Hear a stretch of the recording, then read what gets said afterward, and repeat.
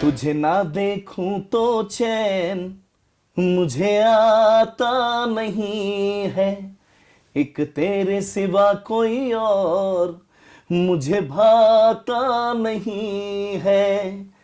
कहीं मुझे प्यार हुआ तो नहीं है, कहीं मुझे प्यार हुआ तो नहीं है। तुझे ना देखूं तो चैन मुझे आता नहीं है। क्या बात है।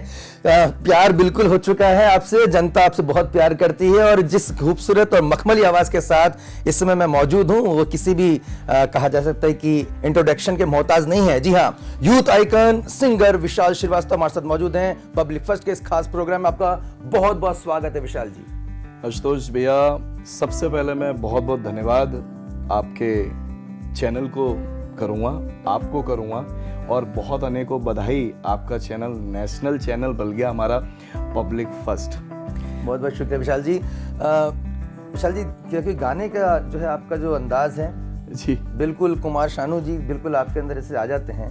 मैं आपकी ज़िंदगी के उन पन्नों को पलटूं उससे पहले मैं चाहूँगा कि चूँकि आपने इस शो की शुरुआत से पहले मुझे बताया था कि आप कुमार शानू जी को अपना आदर्श नहीं भगवान मानते हैं। मैं भगवान मानता हूँ और वो मेरे रोम रोम में नहीं, मेरे ब्लड में। तो उन्हीं की आवाज़ में एक आपकी अगर गाना और हमारे दर्शकों के बीच में आ जाए। जी जरूर।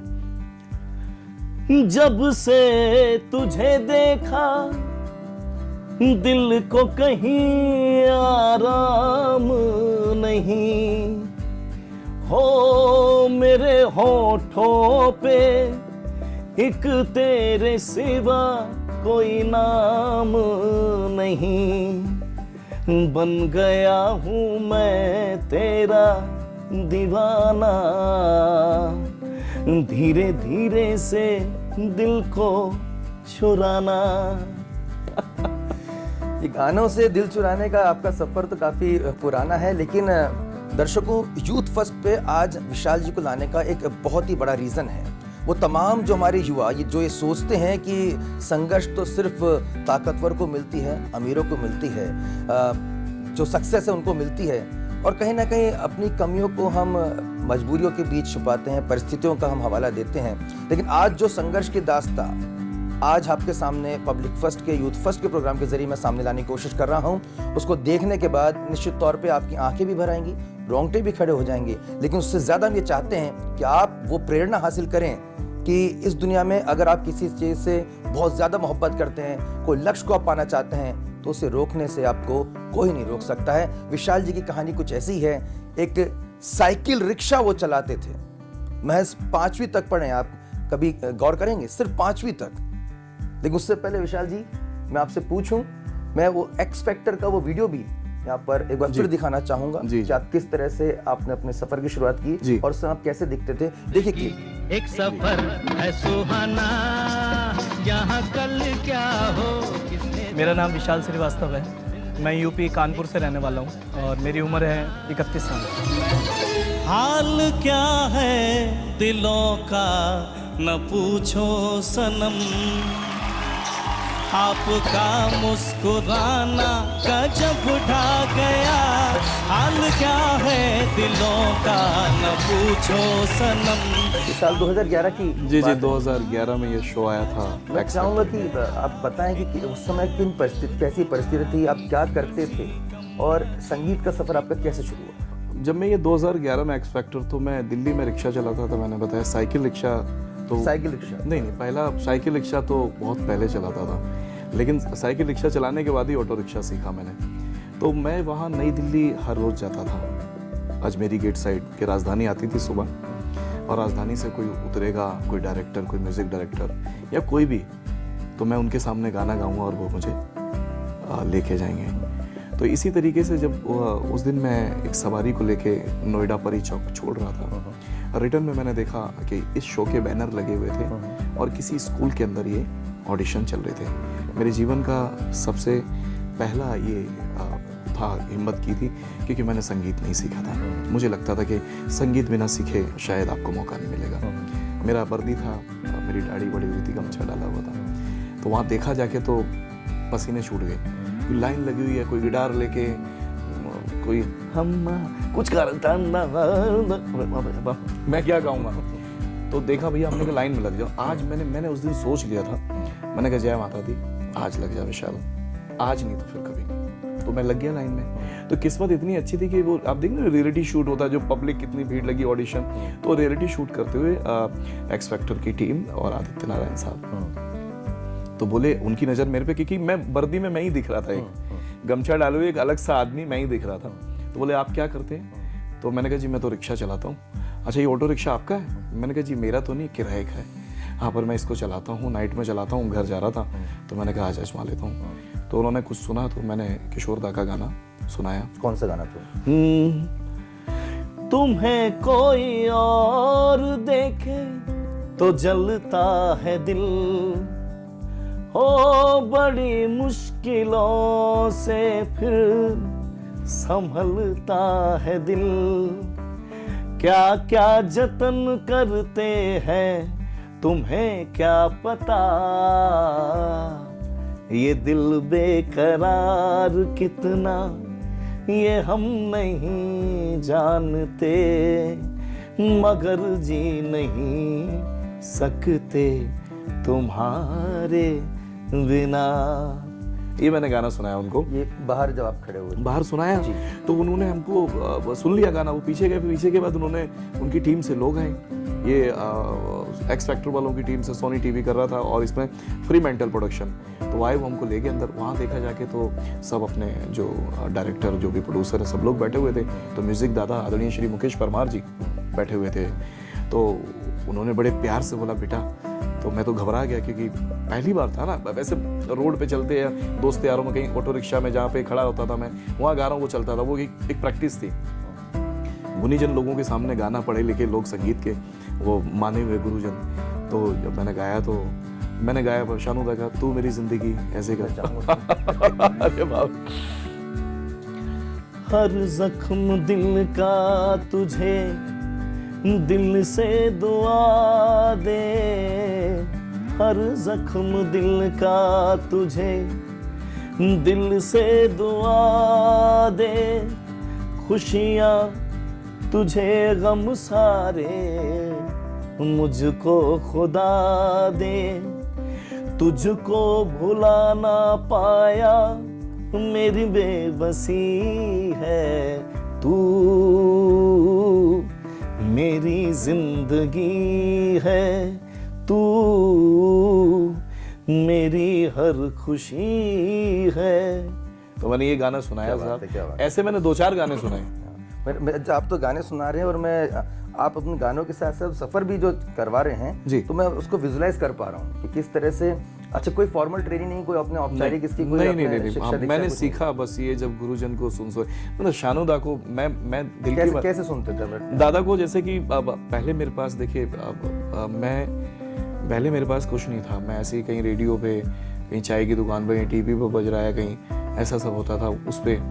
हमें पता चला कि आप सब्जी का भी ठेला लगाते थे। मैं बीच में आपको उससे रोक रहा हूँ, क्या वो सब्जी का जब ठेला लगाते थे और सब्जी बेचने के वक्त जो आप आवाज लगाते थे उसका भी कुछ असर वो होता था? देखिए मैं या गा के ही आप सब्जी बेचते थे, किस तरह का अंदाज रहता था आपका? आशुतोष जी, मैं पहले आपको ये सब्जी वाला तो थोड़ा सा मैं बाद में आता हूँ, लेकिन पहले बता देता हूँ। जब मैं 8 साल का था तो दिल्ली में आज़ादपुर, बहुत फेमस जगह आज़ादपुर मंडी, फल मंडी, तो वहाँ आज़ादपुर बस डिपो के बगल में ना चाय की दुकान हुआ करती थी। अच्छा। तो वहाँ हमारे सेट का रेडियो होता था और उस टाइम वो अपना रेडियो अमीन साहनी साहब के सब बड़े अच्छे चलते थे। तो मैं वहाँ चाय की दुकान पे काम करता था और गाने सुनता था। और रात को जब सेठ चले जाते थे दुकान बंद करके, मैं उसी बेंच पे सोता था ना, तो मैं उनसे हाथ जोड़ के विनती कर देता था। मैंने कहा सर, ये अगर रात भर चलता रहेगा ना सर, तो मैं बहुत आभारी रहूँगा। मुझे एक चाय और एक ब्रेड मिलता था खाने के लिए। सारे दिन मैं अपना बसों में चाय बेचना, रेडी पे देने के आना उनको, केतली लेके बस डिपो में जाना। तो इस तरीके से मैंने वहाँ से तो आशिकी के गाने गली गली में बज रहे, शानूदा दिख रहे थे, दिल वाले हो रंग हो, जो फिल्म हुई, तुझे ना देखूं तो चैन, जैसे मैंने गाया, मुझे याद सोचेंगे तो, सारे ऐसे गाने, ये सब तो वो एक ही, कोई दिखा ही नहीं। पता ही नहीं कौन है, तो शानुदा है बस। कब कब में आपने उनका अंदाज पकड़ लिया, उनको महारत हासिल कर ली उनकी आवाज़ में, आपको खुद भी पता नहीं, मुझे नहीं पता चला, धीरे धीरे ये होता है। कब किसने कहा कि भाई तुम्हारी तो आवाज़ बिल्कुल कुमार सानू जैसी लगती है? हाँ, जब मैं नींबू बेचता था वहीं पे गेट पे ना, आजादपुर के गेट पे, सोसाइटी का गेट था, तो नींबू बेचता नींबू था। बेचते थे आप? और नींबू ऐसे ठेला नहीं लगा देते हैं, जी, जी। बैठ गया अपना, तो नींबू किलो के हिसाब से जाते थे ना। अच्छा। हाँ, तो मैं चाय की दुकान, और चाय की दुकान के बाद मैंने साइकिल रिक्शा चलाना सीखा। ये रिक्शा चलाना आसान नहीं है, इधर नींबू जाता। बेचते वक्त क्या गाना गाते थे आप? हाँ, गाना गाता था कैसे, मतलब थोड़ा बताएं क्या क्या करते थे आप? भाई। मतलब अब जैसे कि पब्लिक है तो बैठे हैं, लोग आ गए, तो मुझे बचपन से ही मुझे ये लगता था क्योंकि मैं फिल्मों का बड़ा शौकीन, और आदरणीय बच्चन साहब का मैं डाई हार्ड फैन। क्या मैं उनका भक्त हूँ। शानुदा को जैसे मैं भगवान मानता हूँ, उनको मैं अपना आदर्श मानता हूँ कि वो कैसे बोलते थे। मतलब अमर अकबर अंथनी देखेगी जी, वो चर्च के सामने से ले गए उनको, और वो इंस्पेक्टर बन गए, वो मतलब चाचा ले गए, वो टेलर बन गए। तो मुझे लगा था कि ऐसे ही होता होगा फिल्म इंडस्ट्री में, कि मैं भी ऐसी रोड पे गाऊंगा, कोई मुझे भी ले जाएगा। तो नींबू बेच रहे हैं भाई, नींबू कैसे दिया, तो मैं गाने गा रहा हूँ, कोई भी गाना गा दिया, जैसे कि ये दुआ है मेरी रब से, तुझे आशिकों में सबसे मेरी आशिकी पसंद आए, मेरी आशिकी पसंद आए। जैसे अब नींबू की रेडी हमारी है, किसी की धनिया की है, किसी की अदरक की है, तो वो जो दोस्त थे ना, वो बड़ा मुझे अपसेट करते, बोले यार तू अच्छा गाता है, बोले गा गा और ज्यादा लोग आएंगे। तो लोग क्या करते थे, गाना सुनने के बहाने कुछ ना कुछ लेके ही खरीद के चले जाते थे। ऐसा था क्या सर। बात है। देखिए आपने अपने टैलेंट को उसको वहाँ पे शोकेस किया, और देखिए टैलेंट को शोकेस करने के लिए कोई बहुत बड़े प्लेटफॉर्म की ज़रूरत नहीं है। जहाँ थे वो रेहड़ी लगा रहे हैं, फुटपाथ पे बैठे हुए हैं, स्टेशन के सामने है कि दुकान पे हैं, वहाँ उन्होंने रियाज जारी रखा, गाना गाते रहे। और मैं सुन रहा हूँ तो मुझे खुद मैं रोमांचित हो रहा हूँ कि कैसे मतलब एक सक्सेस जो है, एक सफलता जो है, कहाँ से शुरुआत करती है, और कोई गॉड नो कैसे क्या होता है। मैंने सर मैं देखिए, मेरा असली रियाज था ना भैया, आप हारमोनियम पे रियाज करते हैं, मैं गाने गा गा के रियाज करता था, क्योंकि हारमोनियम के लिए मेरे पास पैसे नहीं थे, ना मेरा कोई घर था, मैं फुटपाथ पे सोता था सर, मैं फुटपाथ पे सोता था। फिर मेरा नींबू और ये सब्जी फल मंडी जब बेचने से मन भर गया ना, तो फिर मैंने कहा यार एक काम करते हैं, पढ़े लिखे तो थे नहीं साहब इतने, किताबें बेचना स्टार्ट करते हैं। तो वो शक्तिमान के टाइम पे तो किताबें लेके आते थे हम, कहाँ से, पुरानी दिल्ली, अपना लाल किले से, पुरानी दिल्ली के सामने लाल किले, वहाँ से किताबें लाते थे, और वो फुटपाथ पे ही किताबें लगाते थे। कभी कभी पुलिस आ जाती तो वो ऐसे झोला उठाया, ऐसे निकल के भाग गए, फिर पुलिस चली गई, फिर ऐसे करके हफ्ता देते नहीं थे। ठीक है ना, वो लगा पब्लिक के लिए, चलने के लिए बना ना, दुकान लगाने के लिए थोड़ी बना है, कानून अपनी जगह सही है। मांगते थे पुलिस वाले आपसे हफ्ता? सर वो लोगों से तो लगाने के लिए तो मांगेंगे ना। अच्छा, आपने बताया कि आप फुटपाथ पे ही रहते थे, घर भी आपका नहीं था। थोड़ा मैं परिवार के बारे में जानना चाह रहा था जी। आप बताना चाहेंगे कितना? देखिए सर, वैसे तो ये पर्सनली है, लेकिन मेरी ज़िंदगी तो बड़ी खुली किताब है। मैं ये जानता हूँ कि अगर मैं गलत हूँ तो गलत हूँ, और आप गलत हैं तो आप गलत हैं। सर मैं जब 8 महीने का था तो मेरी मम्मी इस दुनिया से चली गई थी। सिर्फ 8 महीने की था? मैं 8 महीने का था। न जाने उनके साथ क्या हुआ था, मैंने कभी अपने पिताजी से सवाल नहीं किया। उन्होंने अपनी सुविधाओं के अनुसार, शायद मैं भी मेरे लिए, उन्होंने दूसरी शादी की, बच्चा छोटा है। कुछ ऐसी परिस्थितियाँ होती थी जिसकी वजह से मैं घर से भाग जाता था। मैं भाग के ही तो आया था आजादपुर, क्योंकि मैं वहीं पैदा हुआ हूँ, मुझे वही जगह मालूम है, मेरे पिताजी का बिजनेस में ही था। तो मुझे वो उतनी जगह याद थी कि ट्रेन जाती है और यहाँ से आजादपुर जाना है, पैसे नहीं है, चप्पल नहीं है, कपड़े नहीं है, निक्कर बनियानी पहने, और मैं आ गया। वहाँ से चाय का सफ़र, चाय के सफ़र से साइकिल रिक्शा का, और वो जो फल की रेडियाँ होती हैं ना, वहीं हमारे दोस्त थे। मैं अकेला ही नहीं सोता था, बहुत सारे लोग सोते थे। रात को बहुत सारे लोग लात मार देते थे साहब। 8 साल का बच्चा जब फुटपाथ पे सोता है ना, तो दुनिया इतनी भी शरीफ नहीं है। लड़कियां हमारे देश में जैसे बना, तो ऐसी बहुत सारे किस्से हुए। मैं भी नहीं बताना, मैं समझता हूँ कि वो जख्मों को और ज़्यादा करोड़ना। जब वो माँ को तो कभी देखा ही नहीं, तो बचपन में मैं बड़ा रोता था, क्योंकि कोई दोस्त नहीं था, कोई घर मकान नहीं था, फुटपाथ ही था साहब। बारिश आ जाए तो कहीं पेड़ के नीचे, किसी दुकान के नीचे सो जाओ जाके, मच्छर लग रहे हैं, क्या लग रहे हैं, नहीं था। उस समय मन में कभी ये प्रेरणा आती थी या कभी लगता था नहीं ये ज़िंदगी जो है इसको बदलनी है, कुछ कर गुजरना है, कोई प्रेरणा देता था? कभी किसी ने कुछ ऐसे शब्द बोले कि नहीं कभी तुम भी कुछ आगे बढ़ सकते हो, चिंता मत करो? जो मैंने कहा ना कि जो मेरे साथ के जो सब्जी बेचते थे, मेरे जो संग सहेली थे, जब मैं साइकिल रिक्शा चलाने लगा तो मैं आज़ादपुर से जब आते हैं मॉडल टाउन की तरफ, शक्ति नगर घंटाघर की तरफ, वहाँ झुग्गियाँ हैं लालबाग। पहले विजय सिनेमा होता था, आज वो हंस हो गया है, अब तो बंद हो गया, सिंगल थिएटर था। उसके सामने झुग्गियाँ हैं, मैं वहीं रिक्शे की दुकान थी, वहीं हमारे रिक्शे का स्टैंड था, वहीं हमारे एक पहाड़ी अंकल थे, उनका ढाबा था, मेरे ख्याल से आज भी है, मैं काफ़ी सालों से गया नहीं हूँ। मैं वहाँ उनके बर्तन धोता था और रात को उनको गाने सुनाता था। सारे बर्तन बड़े बड़े पतीले धोता था, रिक्शा रात को अपना टाइम पे खड़ा करके धोता था। और वहीं मैं जब साइकिल रिक्शा चलाता था, फुटपाथ पे सोता था, तो वहीं ऑटो स्टैंड भी था साहब। मैंने ऑटो वालों साहब से मैंने कहा सर ये चलता कैसे? बोले फ़र्क इतना है कि तुम पैरों से चलाते हो, हम बैठते हैं। तो मैं कहता था सर मुझे सिखाओ ना। बोले क्या करेगा बेटा सीख के, तुम जो कर रहे हो वही अच्छा है। मैंने कहा नहीं, सीखना है ना सर, मैं आपकी डेली गाड़ी साफ करूँगा। मैंने सर करीब 2 से 2.5 साल मैंने उनका रिक्शा साफ किया। मेरी मम्मी की हमेशा ब्लेसिंग, मैं ब्लेस्ड बच्चा हूँ, मुझे हमेशा सब लोगों ने ब्लेस्ड किया। और सर टिकट काटता हूँ तो ऐसे ही बस अपना सिटिंग है और टिकट पीछे से वो टिकट वैसी वाली है।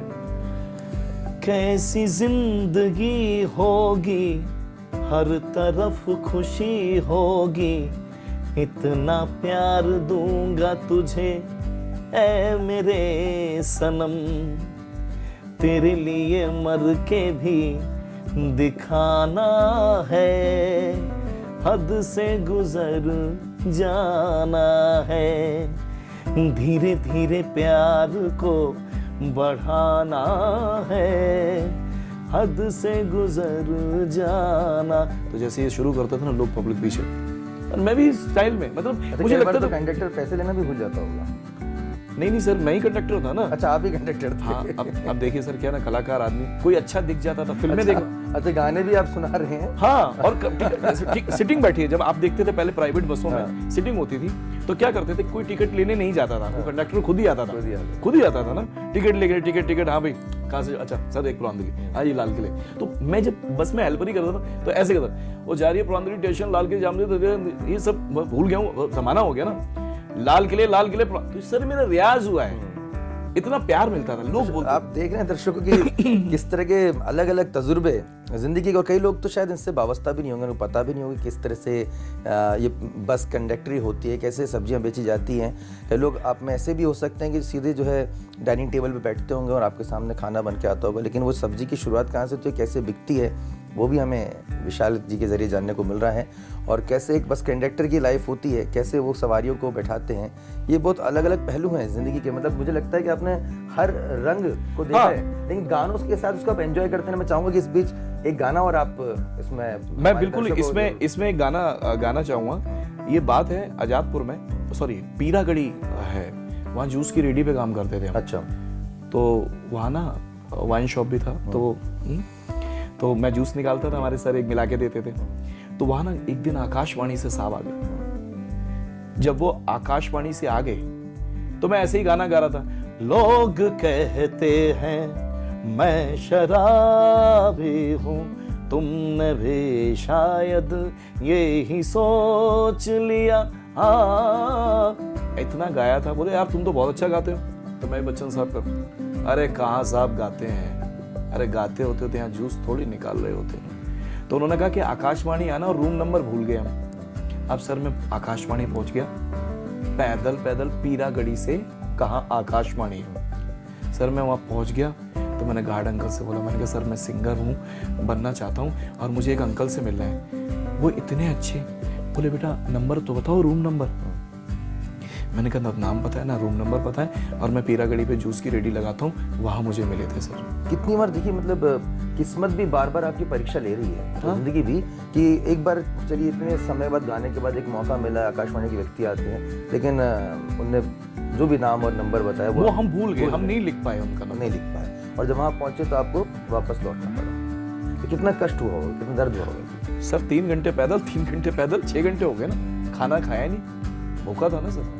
मेरे जीवन का सिर्फ तात्पर्य मेरा एक ही गोल था, मैं मर जाऊंगा, पर मरने से पहले ना मुझे टीवी पे आना है और आदरणीय श्री बच्चन साहब से मिलना है और दादा से मिलना है किसी तरीके से। आपकी ये मुराद कब पूरी हुई? मुराद सर ये पूरी हुई बच्चन साहब से, मैं करीब 7 साल पहले मुझे नंबर मिला बच्चन साहब का।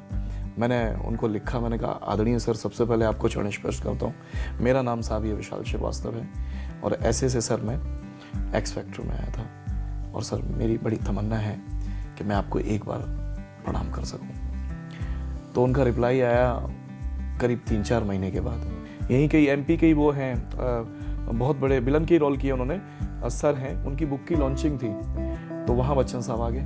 मैं ऐसे खड़ा हूँ और बिल्कुल पास में ही खड़ा हूँ और वीडियो भी बना रहा हूँ, अपना भी और उनका भी सेल्फी भी ले रहा हूँ। तो आए, मैंने सर, उन्होंने मेरे कंधे पे हाथ रखा। आप ये सोच सकते हैं सर, कंधे पे हाथ रखा, मैं तो कब गया था, और उन्होंने कहा श्रीवास्तव जी आप घर आइए। उनसे मैं 2-3 बार मौका मिला। आपके जो आदर्श हैं जिनको आप प्रेरणा मिलती है, कुमार शानू जी, उनसे आपकी कैसी भेंट हुई?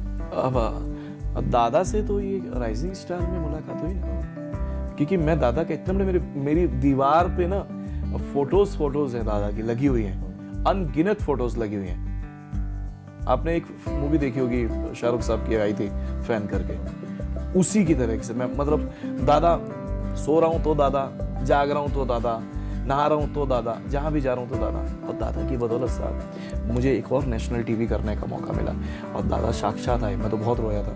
मैं इनको संगीत का भगवान मानता हूँ। मन्ना डे साहब ये सर संगीत के भगवान है और इनके भगवान शानूदा के भगवान ये लोग, ठीक है ना सर, और मेरे भगवान दादा। तो सीखा है मैंने सर। तो कुमार शानू जी ने जब आपसे पहली बार मुलाकात की, मिले, हाँ, क्या कहा? दादा ने एक ही बात बोली। हाँ, ये किस्सा था छोटा, मैंने उस नेशनल टीवी पे बोला तो दादा ना श्री फोर्ट में आए थे, उनके बाउंसर थे। तो मैंने दादा का गाना, जैसे ही दादा निकले मैंने कहा गा ही देता हूँ, मिलूंगा बाद में, क्या पता देख के वो कहेगी यार ये तो मेरी आवाज़ है, इसको बुला लो। तो मैंने गा दिया, मेरा दिल भी कितना पागल है, ये प्यार तो तुमसे करता है, पर सामने जब तुम आते हो, पर सामने जब तुम आते हो, कुछ भी कहने से डरता है, ओ मेरे साजन, ओ मेरे। तो वैसे बाउंसर ने थप्पड़ मार दिया था मेरे को। और अब नहीं मिल पाया, तो शानुदा की गलती नहीं, तो उनका प्रोटोकॉल है। और वो दादा निकल गए, दादा स्टेज पे चढ़ गए और मैं जैसे ही तो उसने थप्पड़ मार के भगा दिया। तो दादा का बड़प्पन देखो, बाबा रे, लव यू दादा। शानुदा, आपके पब्लिक फर्स्ट चैनल के माध्यम से काश ये एपिसोड दादा देखे और 22 मिनट का सौभाग्य मिला colours rising star season 2। Thank you colours, thank you rising star.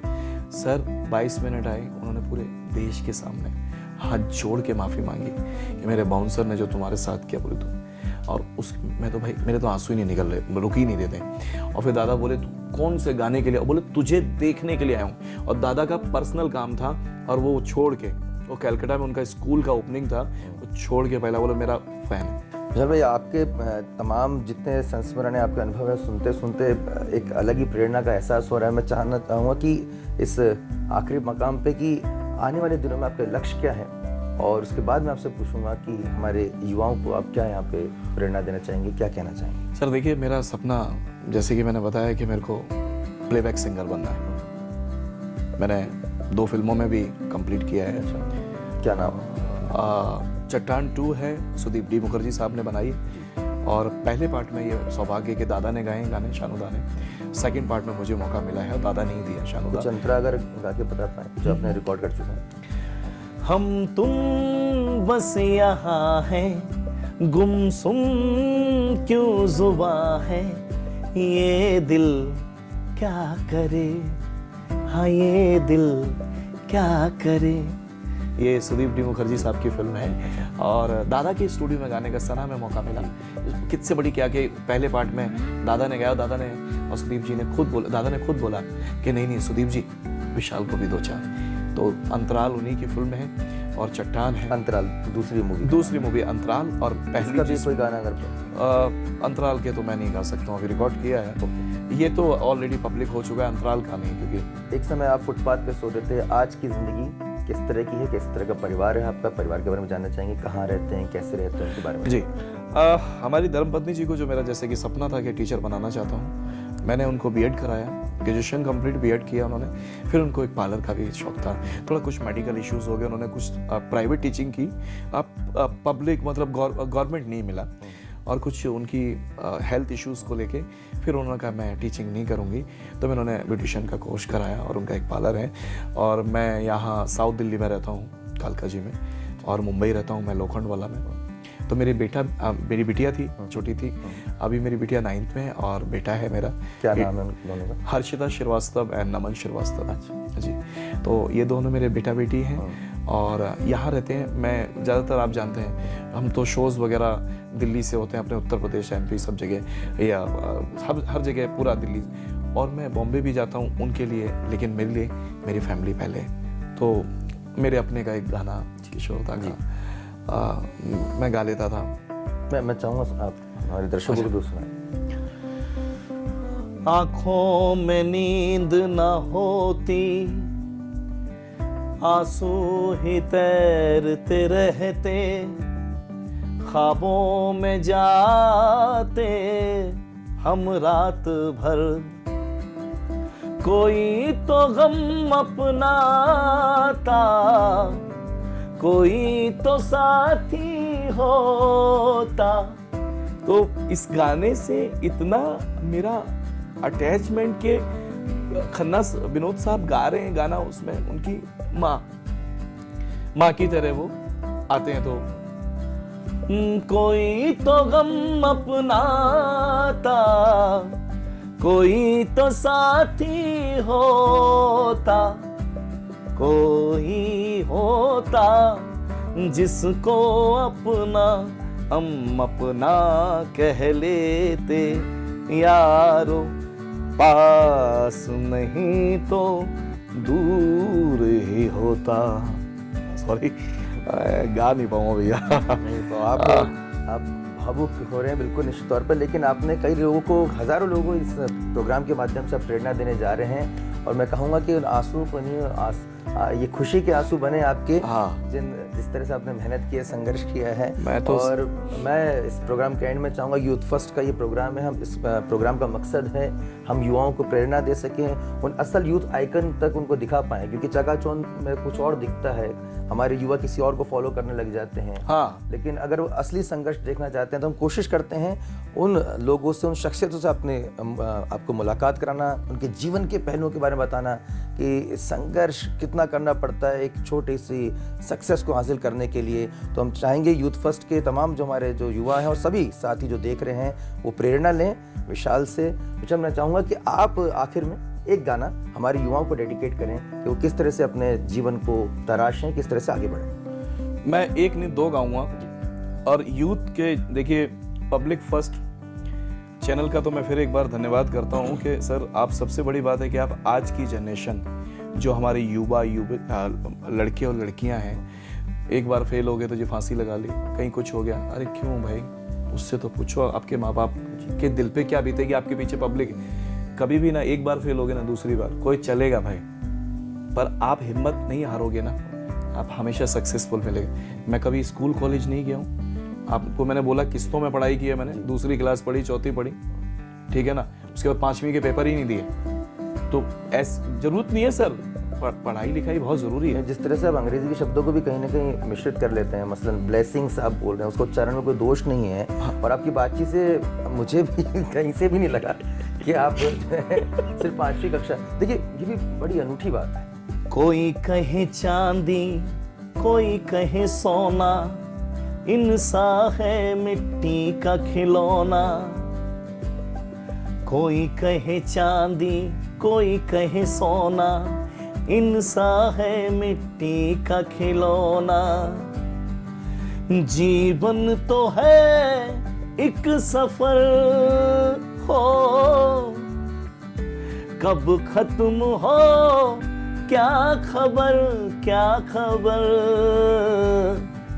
आशिकों के इन धागों को जीवन भर सुलझाना है, किस्मत का तो यही फसाना है। तो ये सर गाना चलता था हमारे दादा शानू दा।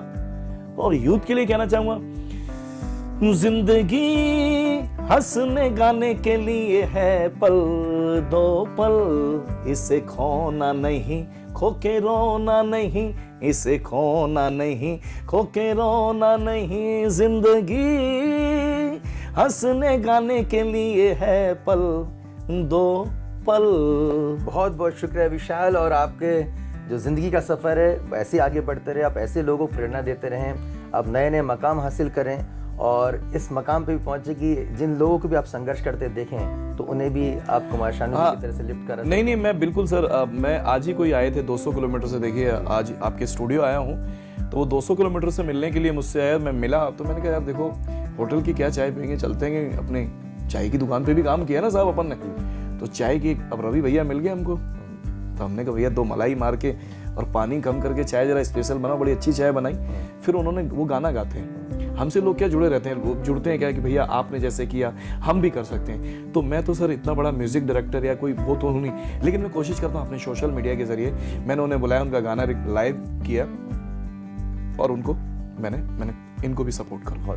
बहुत बढ़िया, आपने जो भी छोटे प्रयास आप कर रहे हैं, हम भगवान से, ईश्वर से प्रार्थना करेंगे कि ये प्रयास आपके और भी बड़े हों, और तमाम जो यूथ हैं वो देख रहे हैं, निराश नहीं होना है, आगे बढ़ते रहना है और देखते रहिए यूथ फर्स्ट, सिर्फ पब्लिक फर्स्ट पर, सर्वदा भारतीय। सर्वदा भारतीय।